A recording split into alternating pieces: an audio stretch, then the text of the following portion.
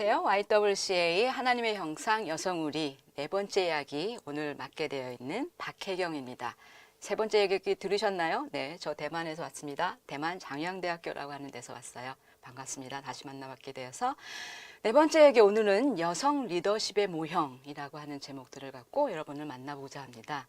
특별히 여성 리더십 여러 가지 것들을 생각하실 수 있을 것 같아요. 근데 저는 어떤 리더가 또 가장 좋은 리더가 될 수 있을까라고 하는 생각을 해봤을 때 무언가 질문을 하고 그 질문에 대해서 대답을 할 수 있는 여성들이 아닐까라고 하는 생각을 했습니다.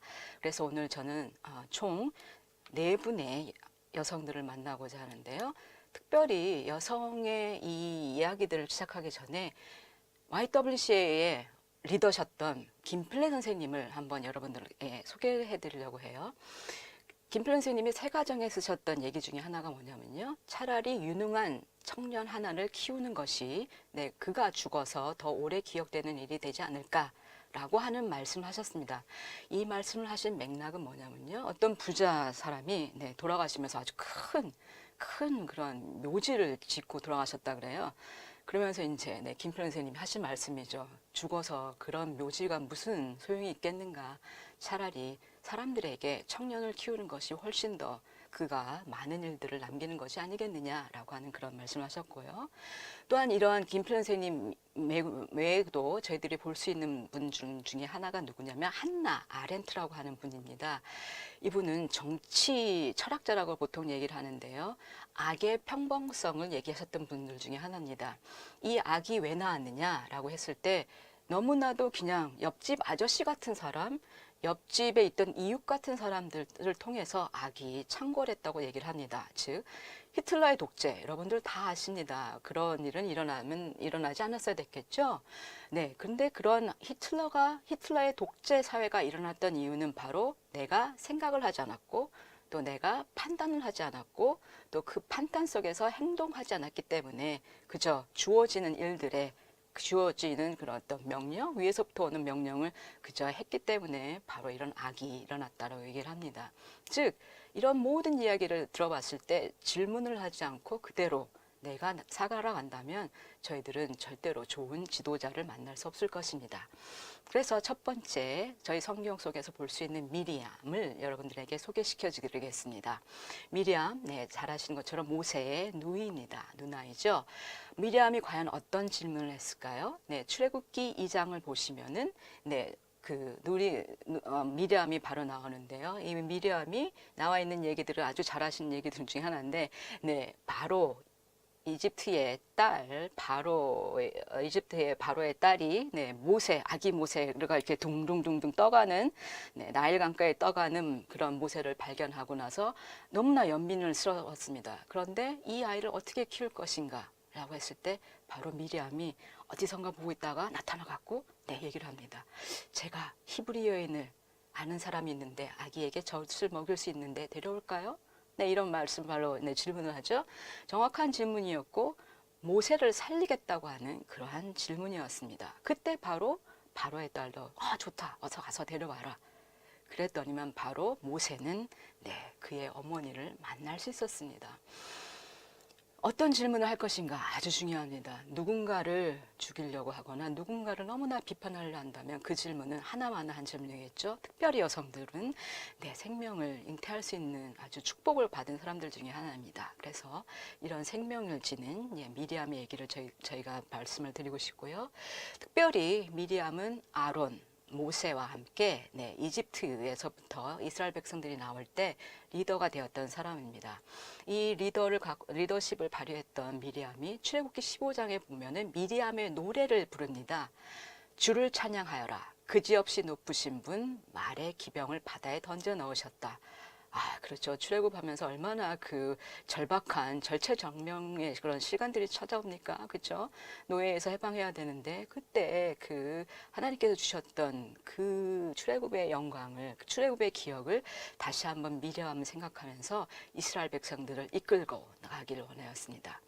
그래서 제가 봤을 때 과연 어떤 질문들을 미리암이 했을까? 첫 번째 아까 말씀드린 것처럼 네, 바로의 딸을 향해서 동생을 살리기 위한 그런 어떤 시기적절한 그런 질문을 하였고요.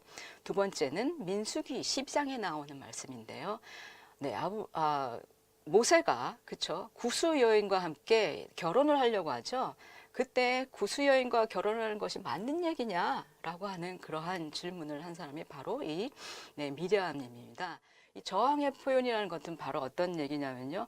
모든 것이 다 맞다고 생각하는 것들이 있는데 어떤 지도자가 모세라고 하는 지도자가 만약에 그 전통을 따라가지 않는다면 네, 질문을 할 수 있을 것이라고 분명히 생각을 합니다.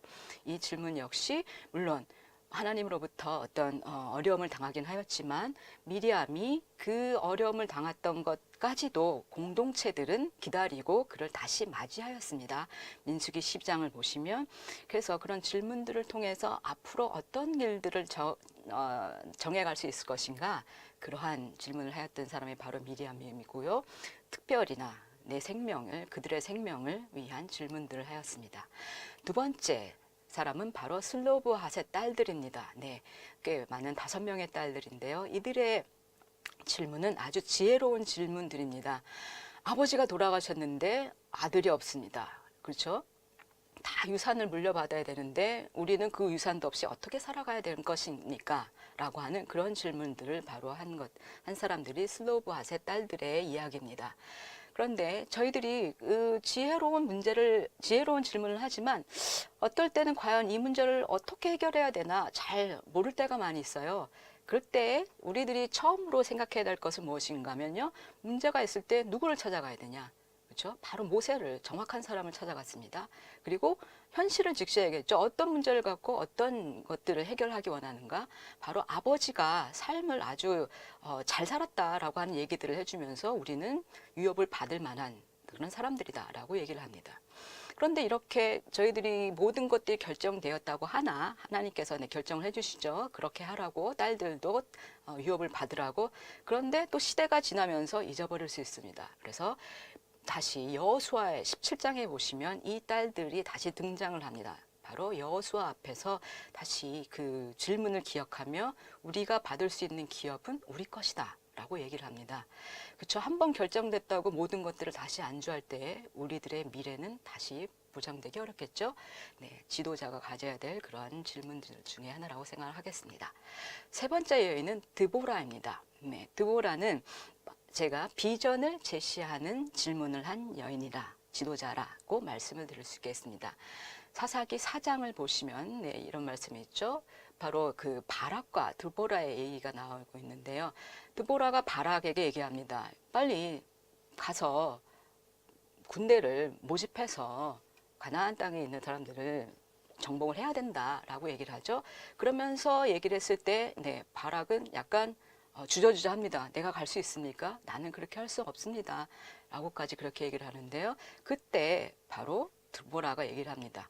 내가 반드시 장군님과 함께 가겠습니다. 그러나 주께서 시스라를 한 여자의 손에 내주실 것이니 장군께서는 이번에 가는 길에서 영광을 얻지를 못할 것입니다. 그리고 일어나 바락과 함께 가데스로 갔다. 라고 그렇게 게데스로 갔다. 라고 그렇게 얘기를 하고 있습니다. 네, 보시는 것처럼 그 바락이 혼자 갈 수 없는 상황이 벌어지죠. 드보라가 가라고 하였지만 바락은 갈 수 없다. 보통의 지도자라고 하면은 계속 강압적으로 얘기를 할 것입니다. 가라고 하나님이 가라고 하셨다고. 그러나 드보라 이 여인의 말씀은 뭐냐면은 내가 가라고 했는데 그것과 그 비전을 내가 함께 가겠다, 함께 짊어지겠다. 장군님과 함께 가겠습니다. 라고 하는 그런 말씀을 바로 해주고 있습니다. 드보라가 갖고 있는 그 지도력을 발휘하기 위해서 질문을 제시하고 비전을 제시하고 그리고 함께 가자. 바로 드보라의 그 지도력이었습니다. 근데 드보라는 워낙 잘하시는 지도자 중에 여성 지도자 중에 한 명이기 때문에 제가 조금 더 자세히 말씀드릴게요. 드보라는 보통 여성 사사라고 얘기를 합니다. 사사라고 하는 말씀을 들었을 때 과연 어떤 사람들일까라고 여러분들이 의문점을 가질 수 있는데요. 사사는 히브리어로 쇼페팀이라고 보통 부릅니다. 쇼페팀은 원래는 재판관이라고 하는 뜻이거든요. 그러니까 판결을 내리는 그런 사람들이죠. 그 당시에는 왕이 없었습니다. 네, 왕이 있기 전이기 때문에 사회적으로나 종교적으로나 모든 사람들에게 있어서 뭔가를 결정을 내릴 때 누가 할 것인가 라고 했을 때 바로 이 사사들이 등장하여서 사사들이 치리를 하던 그런 때였는데요. 내부적으로는 재판관의 역할을 하였고 또 대외적으로는 바로 이렇게 전쟁이 일어날 때 네, 장수 역할을 하였던 그런 사람들이 바로 네, 사사들이 되었습니다. 그래서 이들은 여러분들이 뭐 몇 명의 많은 뭐 엘리옷을 비롯해서 뭐 삼손도 그렇고요. 많은 사사들을 볼 수가 있겠는데요. 기원전 한 1200년부터 1000년 정도까지의 어떤 이스라엘 백성들을 지도자가 되었던 사람들인데요. 가나안 땅을 정착하면서 그 땅이 빈 땅이었으면 별 문제가 없었겠지만 워낙 뭐 왕들도 있었고 같이 그 당시에 살고 있었던 사람들도 있었기 때문에 그리 쉽지 않은 일이었을 것입니다. 서로 이주를 한다는 사실 자체가 움직인다고 하는 자체가 그래서 바로 이때에 지도자들이 나오는데 여성 사사 드보라야말로 바락이 가지고 있지 못했던 비전을 제시하며 또 그 비전을 함께 하기 원했던 그러한 여인입니다. 그렇다면 이 드보라가 했던 질문은 어떤 질문이라고 여러분들이 볼 수 있을까요? 저는 수사학적 질문이라고 그렇게 말씀을 드리고 싶습니다. 특별히 사사기 4장 14절을 제가 말씀드리는데요. 저기 개역개정이라고 적혀 있는 것처럼 성경 말씀을 저희 한번 보도록 하겠습니다. 드보라가 바락에게 이르되 일어나라 이는 여호와께서 시스라를 네 손에 넘겨주신 날이라 여호와께서 너의 앞서 나가지 아니하시겠느냐 하는지라 이에 바락이 10,000명을 거느리고 다발산으로 내려갔다 라고 얘기를 하고 있죠. 수사학적인 질문은 예스라고 하는 대답밖에 나올 수 없는 그러한 질문이 바로 이 수사학적인 질문입니다. 하나님이 비전을 보여주셨고 하나님이 가라고 하셨는데 너는 어찌하여 이렇게 주저하느냐, 지도자로서 갈 길이 무엇인지를 모르느냐, 왜 주저앉아만 있느냐 라고 바로 바락에게 다시 한번 너의 갈 길이 무엇인지, 지도자의 갈 길이 무엇인지 알려주는 사람이 바로 여성 사사 드보라였습니다. 여러분들이 생각하시는 지도자 어떤 대화들을 나누고 계신지 한번 생각해 보셨으면 좋겠고요. 네 번째 여인은 룻입니다. 룻은 바로 나오미의 며느리가 되었던 룻이죠. 룻은 이스라엘 여인도 아니었고 모압 여인이었습니다. 모압은 지금으로 따지면 뭐 요르단 그쪽 정도 되겠는데 이렇게 사해가 있으면 사해의 남쪽에 약간 동쪽에 위치한 그런 지역이 바로 이 모압이 되겠습니다. 그렇죠. 나오미를 비롯해서 가족들이 모두 다 이 기근을 맞이하여서 모압 땅에 간 상황이 되었는데 아들도 죽고 남편도 죽고 모두가 이제 흩어져야 될 그런 상황이 되었을 때 바로 나오미가 이제 너의 땅으로 가거라, 너의 고향으로 가거라 라고 룻에게 얘기하지만 룻은 어떻게 얘기합니까? 그렇죠. 나더러 어머니 곁을 떠나라거나 어머니를 뒤따르지 말라고 돌아가라고 강요하지 마십시오. 어머니 가시는 곳에 나도 가고 어머님이 머무시는 곳에 나도 머물겠습니다. 어머님의 결례가 내 결례이고 어머님의 하나님이 내 하나님입니다. 라고 그렇게 얘기를 하고 있죠. 룻기에 있는 말씀입니다. 여기서 왜 이렇게 룻은 어머니의 이스라엘 땅을 가길 원했을까? 그것은 정말로 이스라엘 사람들도 기념하고 싶은, 의아해하는, 의아하기보다는 하여튼 기념하고 싶은 그런 질문들 중에 하나입니다.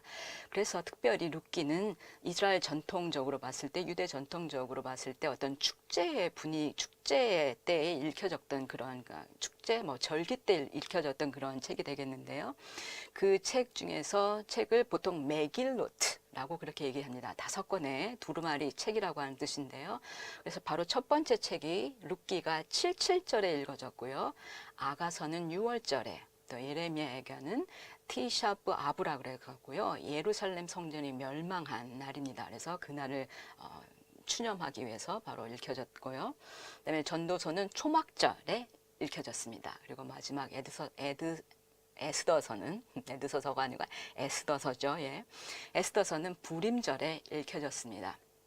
이렇게 보시는 것처럼 전통적으로 어떻게 보면 이스라엘 사람도 아니었던 모압 여인을 통해서 이스라엘 사람들이 절기까지 지키기를 원했다고 하는 것은 아주 룻이 얼만큼 대단한 역할을 한 여인인지 또 그 여인이 얼만큼 기억되길 원하였는지를 저희들이 아주 잘 알 수 있는 그런 파트라고 볼 수 있겠습니다. 그렇다면 이 룻이 바로 누구와 결혼을 하죠? 네, 바로 보아스죠. 아주 잘 아시는 그 보아스와 결혼을 하게 되는데 보아스와 결혼을 하면서 낳은 아이가 바로 오벳입니다. 그렇다면 오벳은 어떤 사람입니까? 오벳은 네, 다윗의 할아버지입니다. 보신 것처럼 룻, 오벳, 이세, 다윗 이렇게까지 계보가 이어집니다. 그리고 제가 하나 말씀드릴 것 중에 하나가 뭐냐면요. 제가 책에 여러분들 네, 교재 가지고 계시죠? 제가 증조 할아버지라고 써놨는데 할아버지라고 고쳐주세요. 네, 할아버지라고 보시면 되겠습니다. 그래서 네, 오벳이 바로 다윗의 할아버지인데요. 이 다윗까지의 계보가 들어오면서 봤을 때 어떻습니까? 선민의 의식을 많이 이스라엘 사람들 갖고 있습니다. 그러나 과연 선민이 어떤 의미로 선민일까? 다시 생각하게 되죠. 예. 모압 여인 얼마나 포용적입니까? 얼마나 모든 것들을 함께 가기 원했기 때문에 다윗의 후손까지 볼 수 있는 그런 상황을 만들었지 않습니까?